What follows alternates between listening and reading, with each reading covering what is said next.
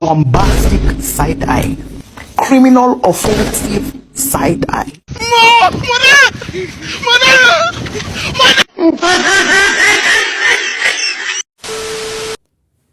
Assalamualaikum warahmatullahi wabarakatuh. Perkenalkan, nama saya Nurul Rahman Fauzan dengan NIM 231221098. Prodi Bimbingan Konseling Islam kelas 1C. Pada kali ini saya akan membawakan tema dakwah pada masa Khulafaur Rasyidin dan akan saya jelaskan dengan berikut ini. Kepemimpinan pada masa Abu Bakar. Masa pemerintahan Sayyidina Abu Bakar diwarnai dengan berbagai permasalahan dan pemberontakan, seperti maraknya orang murtad, banyaknya pemberontakan beberapa suku Arab, banyak orang yang mengaku sebagai nabi, dan orang yang tidak patuh untuk membayar zakat. Munculnya orang-orang murtad disebabkan oleh goyahnya keimanan mereka setelah wafatnya Rasulullah, sedangkan munculnya nabi palsu sebenarnya sudah ada sejak zaman Rasulullah. Namun mereka tidak berani berterus terang karena kewibawaan Rasulullah menjadi kekuatan mereka. Perbaikan yang dilakukan Abu Bakar: 1. Peningkatan sosial. 2. Perluasan dan pengembangan wilayah Islam. 3. Pengumpulan ayat-ayat Al-Quran. 4. Peningkatan kesejahteraan masyarakat. 5. Membagi hasil rampasan perang secara merata. Kepemimpinan pada masa Umar bin Khattab. Umar bin Khattab berkontribusi di beberapa bidang, yaitu 1. Perluasan wilayah. 2. Membentuk Korps Angkatan Darat. 3. Pendirian Baitul Mal. Alasan dipilihnya Abu Bakar dan Umar bin Khattab sebagai khalifah.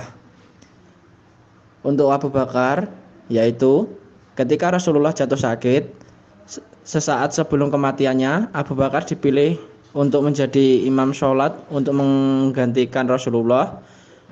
Banyak yang menganggap bahwa Abu Bakar adalah sosok yang paling layak menggantikan Rasulullah dalam memimpin umat Islam. Setelah wafatnya Rasulullah, dilakukan musyawarah, akhirnya Abu Bakar terpilih sebagai khalifah. Untuk Umar bin Khattab, ketika tentara Islam memasuki penaklukan Syam, Abu Bakar jatuh sakit. Saat itu Abu Bakar terpilih untuk mengangkat seorang untuk menggantikannya. Pilihan jatuh kepada Umar bin Khattab. Sebelum Khalifah Abu Bakar wafat, beliau mengangkat Umar bin Khattab menggantikannya dengan mencari pendapat tokoh-tokoh terkenal, diantaranya sebagai sahabat seperti Abdurrahman bin Auf, Utsman, dan Thalhah bin Ubaidillah. Pengangkatan Umar bin Khattab sebagai khalifah dilakukan secara musyawarah, di antaranya para sahabat atas inisiatif Abu Bakar sendiri. Setelah para sahabat Umar menerimanya, ia kemudian dikukuhkan sebagai khalifah. Abu Bakar memanggil Utsman bin Affan dan membacakan naskah nominasi Umar bin Khattab adalah penggantinya. Utsman menyetujui pencalonan tersebut. Status dakwah pada saat ini berbeda dengan masa kekhalifahan. Saat ini, yang menjadi objek dakwah adalah umat Islam yang meyakini bahwa ada yang dianutnya hanyalah warisan generasi sebelumnya. Meskipun patuh, namun masih terdapat berbagai persoalan dan penyimpangan terhadap kepatuhan syariah. Saat ini, karakter yang baik harus ada di dalam berbagai bidang kehidupan untuk membentuk masyarakat Islam yang menghormati Al-Quran dan Sunnah. Pola dakwah Abu Bakar dan Umar bin Khattab. Pola dakwah Abu Bakar. Konsep dakwah Abu Bakar As-Siddiq yaitu dakwah meneguhkan daulah Islamiyah, mengajak umat manusia ke jalan panggilan Allah, mengajak semua orang mengikuti jalan Allah.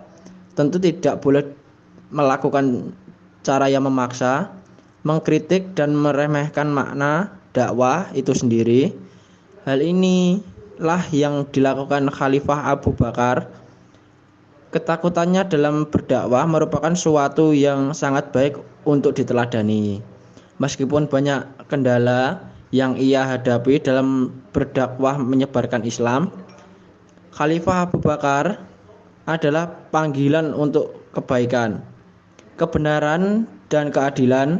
Beliau selalu mengamalkan orang yang beliau khotbahkan, baik dalam perkataan maupun dalam perbuatan. Abu Bakar selalu memegang teguh keadilan, santun, lemah lembut, dan tugas dalam dakwahnya. Pola dakwah yang dilakukan oleh Umar bin Khattab.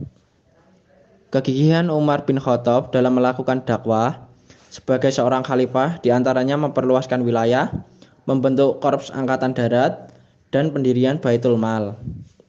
Umar bin Khattab adalah sosok pemimpin yang tegas, keras namun berhati lembut, adil dan bijaksana, serta semangat dalam melakukan pembangunan untuk kesejahteraan rakyatnya, dan menyebarluaskan pesan dakwah Islam ke berbagai penjuru Jazirah Arab. Cukup sekian presentasi yang dapat saya berikan.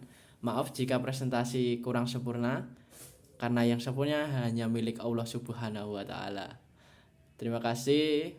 Wassalamualaikum warahmatullahi wabarakatuh.